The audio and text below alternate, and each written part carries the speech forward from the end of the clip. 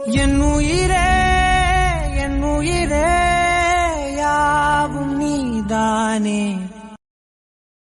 ரியா, இப்ப நீ என்ன பண்ணிட்டு இருப்ப? எனக்கு உன்னை பார்க்கணும் போல இருக்கு. உன்னை பார்க்காம ரொம்ப கஷ்டமா இருக்கு. நீயும் என்னை பார்க்காம ஒருவேளை அழுதுட்டு இருப்பியோ? எனக்கு என்ன பண்றதுன்னே தெரியல ரியா. உன் அப்பா மேல உள்ள கோவத்துல இதுக்கப்புறம் உன்னை பார்க்க கூட வீட்டுக்கு வரமாட்டேன்னு சொல்லிட்டு வந்துட்டேன். ஆனா உன்னை பார்க்காம என்னால இருக்க முடியல. இங்க எங்க பார்த்தாலும் உன் முகம்தான் தெரியுது. எங்க பார்த்தாலும் நீ என்ன அம்மான்னு கூப்பிட்டது தான் கேக்குது. ரியா, திரும்பவும் உன் வாயால நீ அம்மான்னு கூப்பிடுறத எப்ப கேட்பனோ தெரியலையே.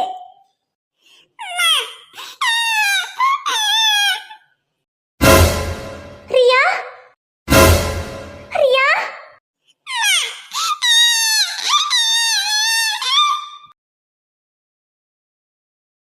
இணை தள்ளும் குழி கண்ணத்தில் என் ஸ்வர்க்கத்தை நான் கண்டேன் கண்ணே. எனக்கிள்ளும் விரல் மெத்தைக்குள் என் மொத்தத்தை நான் தந்தேன் கண்ணே. ஐயா குட்டி, என்கிட்ட வந்துட்டியா?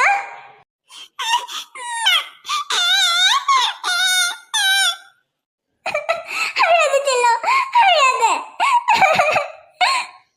ஐஷு, நீங்க? நான் சக்தியோட வைஃப். சக்தி தான் எல்லா விஷயத்தையும் என்கிட்ட சொன்னாரு. அழாதீங்க ஐஷு. ரியாவை பார்க்காம நீங்க எவ்வளோ வருத்தப்பட்டீங்களோ அதை விட அதிகமாகவே பாவம் ரியா அழுதுட்டா. அதனால தான் ரியாவை இங்கே கூட்டிட்டு வந்தேன். ரொம்ப தேங்க்ஸுங்க.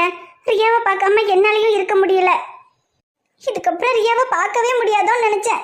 திரும்ப பார்ப்பேன் நான் நினைச்சு கூட பார்க்கல. நீங்க கொண்டு வந்து கொடுத்ததுக்கு ரொம்ப நன்றிங்க.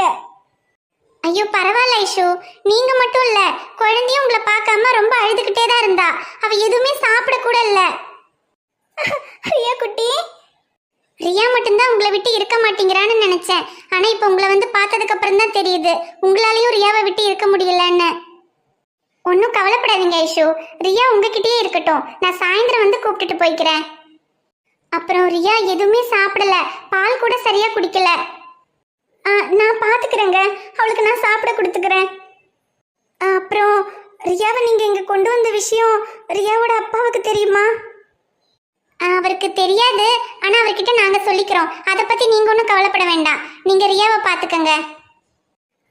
சரி சரி ஐஷு, ஒன்றும் கவலைப்படாதீங்க. ரியாவை பாத்துக்கங்க, நான் சாயந்தரமா வரேன். ரியா குட்டி,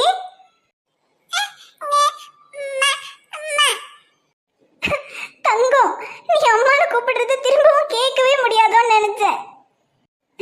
செல்லக்குட்டி, திரும்ப நீ என்கிட்டயே வந்துட்ட. திரும்பவும் உனக்கு சாப்பாடு ஊட்டி விட போறேன். திரும்பவும் உன்னை தூங்க வைக்க போறேன். எனக்கு ரொம்ப சந்தோஷமா இருக்குறியா?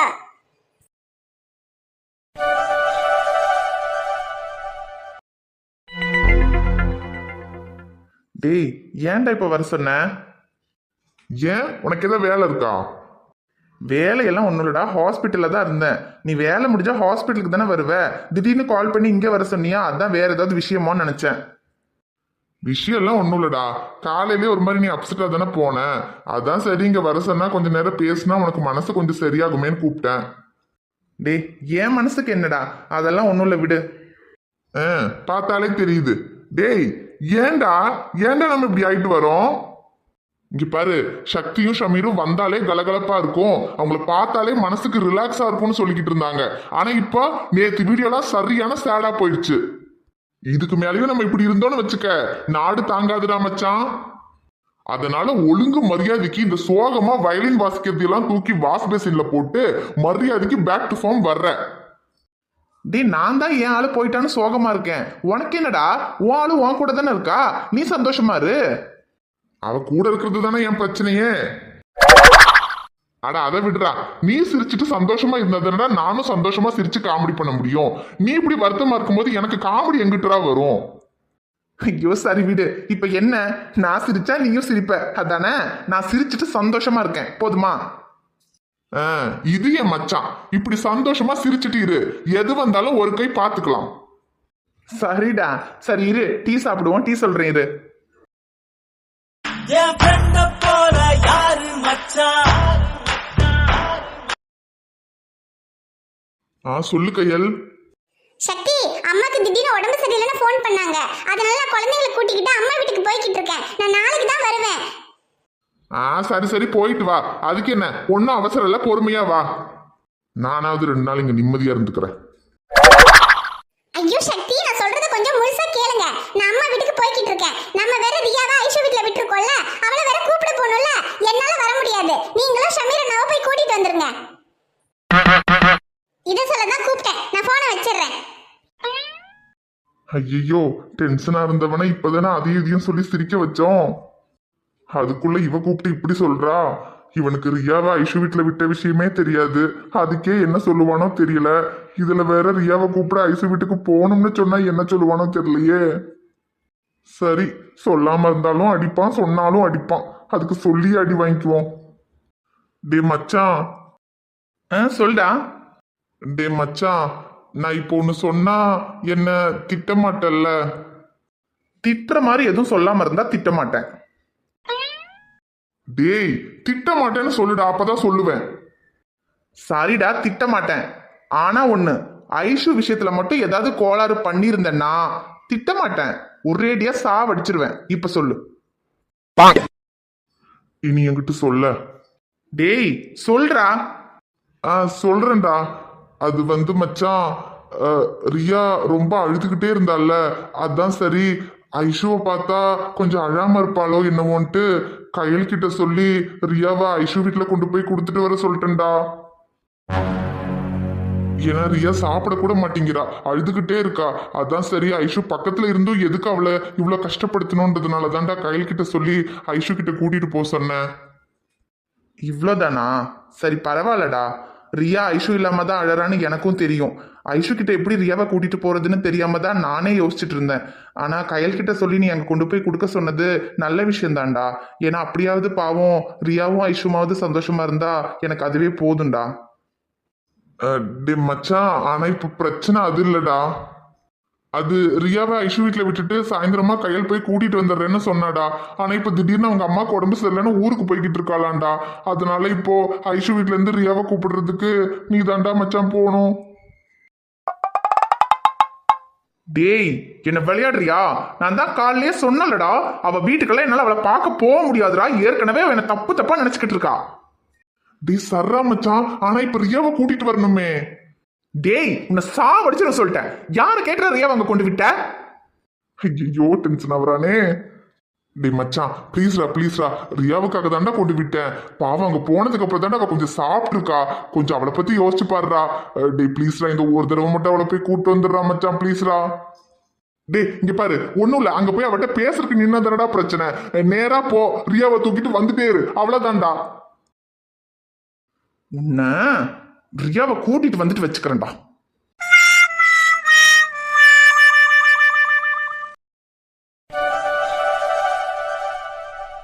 இப்போ அந்த முயல் குட்டி குதிச்சு குதிச்சு ஓடி ஓடி வந்து ரியா குட்டி கிட்ட மம்மம் வேணும் சொல்லிச்சான். இப்போ என்ன பண்ணுவ ரியா குட்டி?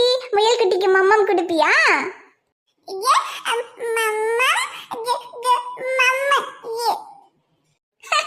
சரி சரி, இப்போ ஒரு வாய் வாங்கணும், சரியா?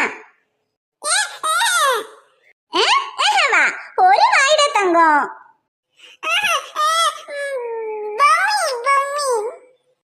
பொம்மியா?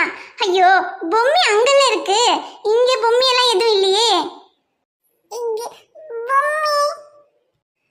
சரி, நான் உனக்கு நாளைக்கு பொம்மி வாங்கி வைக்கிறேன். நீ நாளைக்கும் வருவியா?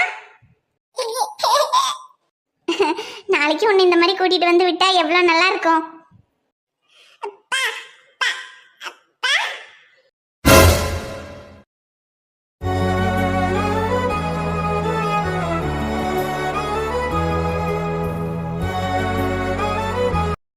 ரியா, என்னதான் உன் அப்பா மேல கோவப்பட்டு வந்திருந்தாலும் அவரை நினைக்காம என்னால இருக்க முடியல. அது ஏனே எனக்கு புரியல. அவர் பண்ணது பெரிய தப்பு.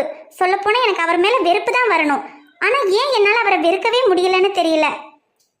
இப்ப என் மனசுல தோன்ற விஷயம் சரியா தப்பான்னு கூட எனக்கு தெரியல. அது நீ உனக்காகவா இல்லை அவருக்காகவான்னு கூட தெரியல.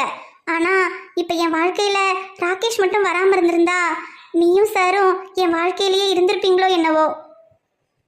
உங்களோட இருக்கணும்னு தான் என் மனசு சொல்லுது. ஆனால் இப்போ எதையுமே மாற்ற முடியாது. ரியா குட்டி, உன்னை பார்க்கணுன்னு நினச்சதுமே நீ என்கிட்ட வந்துட்ட. ஆனால் இப்போ உன் அப்பாவை பார்க்கணும் போல இருக்கு. அவரை பார்க்க முடியுமா? வேண்டாம். ரியா,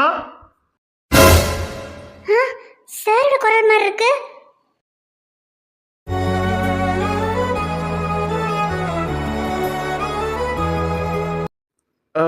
ரியாவை கொடுங்க, நான் கிளம்புறேன். சார் ஒரு நிமிஷம். ப்ளீஸ் ரியாவை கூட்டிட்டு வாங்க, நான் கிளம்புறேன். சார் எனக்கு கொஞ்சம் உங்ககிட்ட. ஐஷு ப்ளீஸ், வேணாம், சொன்னா கேளுங்க. ரியாவை கூட்டு வாங்க, நான் கிளம்புறேன். அது இல்லை சார், அன்னைக்கு நடந்ததுக்கு. ஏய், நான் தான் சொல்லிக்கிட்டே இருக்கேன்ல, திரும்ப திரும்ப ஏன் என்ன சாவடிக்கிற? இங்க பாரு ஐஷு, நானும் மனுஷன்தான், என்னாலையும் ஒரு அளவுக்கு தான் கண்ட்ரோல் பண்ண முடியும். நான் தான் உன்னை விரும்புறேன்னு தெரியுது இல்லடி. உன்னை நீயும் என்ன விரும்பி தொலைக்கணும், இல்லைன்னா அவாய்ட் பண்ணிட்டு போகணும். அதை விட்டுட்டு உன்கிட்ட நெருங்கி வந்தா வேண்டான்னு விலகி போற, சரின்னு விலகி போனா ஏடி அதுக்கும் விட மாட்டேங்கிற? ஏன்னா என்னால முடியல சார். உங்களை வேணும்னு விரும்பவும் முடியல, வேண்டான்னு ஒதுக்கவும் முடியல. இது வரைக்கும் யார் மேலேயும் எனக்கு இப்படி தோணுனதே இல்லை. ஆனா உங்ககிட்ட மட்டும் நான் ஏன் இப்படி இருக்கேன்னு எனக்கே புரியல. ஆனா நீங்களும் ரியாவும் கடைசி வரைக்கும் என் வாழ்க்கையில இருக்கணும்னு மட்டும் தோணுது.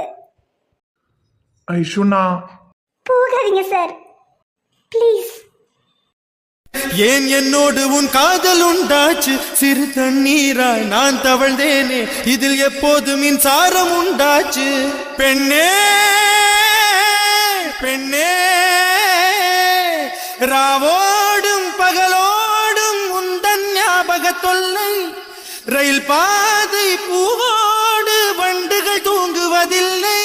இது சரியா தவறா என்பது சொல்ல சாஸ்திரத்தில் இடமில்லை. ஐஷு, சாரி சார், என்ன மன்னிச்சிருங்க. நான் ரியாவை கூட்டிட்டு வரேன். இந்தாங்க, ரியாவை கூட்டிட்டு போங்க. ஐஷு அழாத.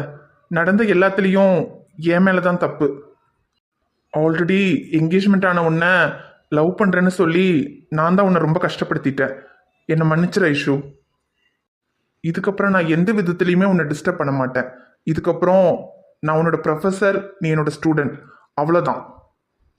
அதை தாண்டி நமக்குள்ள வேற எதுவும் இல்லை. நான் உன்கிட்ட நடந்துக்கிட்டது எல்லாம் தயவு செஞ்சு மறந்துரு.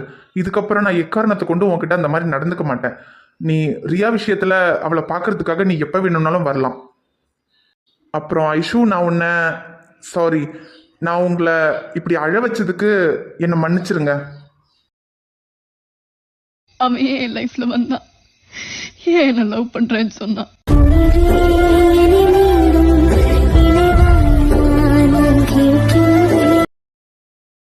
டே மச்சான், என்னடா சொல்ற?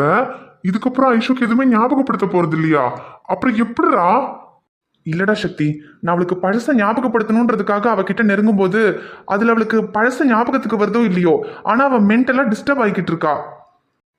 என் மேல அவளுக்குள்ள காதல் அவ மனசுல இன்னும் இருக்குடா. அதனால தான் நான் அவகிட்ட நெருங்கும் போது அவளால என்னை வெறுக்கவும் முடியல, அதே சமயத்துல அவளால என்னை ஏத்துக்கவும் முடியல. அதனால என்ன பண்றதுன்னு தெரியாம அவ ரொம்ப டிஸ்டர்ப் ஆகுறா. அவ இன்னும் இப்படி ஓவரா ஸ்ட்ரெஸ் ஆனா அப்புறம் அவளுக்கு வேற ஏதாவது ப்ராப்ளம் வந்துரும்டா. அதனால இதுக்கு மேல பழசையெல்லாம் ஞாபகப்படுத்துறன்ற பேர்ல அவளை நான் கஷ்டப்படுத்த விரும்பலடா. அவளுக்கா எப்போ எல்லாம் ஞாபகம் வருதோ அப்போ வரட்டும். அது வரைக்கும் எந்த விதத்துலயும் நான் அவளை டிஸ்டர்ப் பண்ண வேண்டாம்னு முடிவு பண்ணிட்டேன்டா. டே சரிடா, ஆனா எதுவுமே பண்ணாம இருந்தா அவளுக்கு ஞாபகத்துக்கு வந்துருமாடா? ஏன்னா இன்னும் 6 மாசம் தான் அவ இங்க இருக்க போறா. இதுல அவளுக்கு ஞாபகத்துக்கு வராம போச்சுன்னா அப்புறம் இந்த ராகேஷ் அவளை கல்யாணம் பண்ணிக்கிறது. டேய், அவ ஏன் ஐஷு, வேற ஒருத்தனோட நிழல் கூட அவன் மேல பட நான் விட மாட்டேன். ஆனா அவளுக்கா ஞாபகம் வர வரைக்கும் அவளை டிஸ்டர்ப் பண்ண மாட்டேன்னு தான் சொன்னேன். ஆனா ஐஷுக்கு எல்லா விஷயமும் எப்ப ஞாபகத்துக்கு வருதோ அதுக்கப்புறம் இந்த ராகேஷ் இல்ல, அவன் அப்பனே வந்தாலும் சரி, அவளை என்கிட்ட இருந்து பிரிக்க யாராலையும் முடியாது.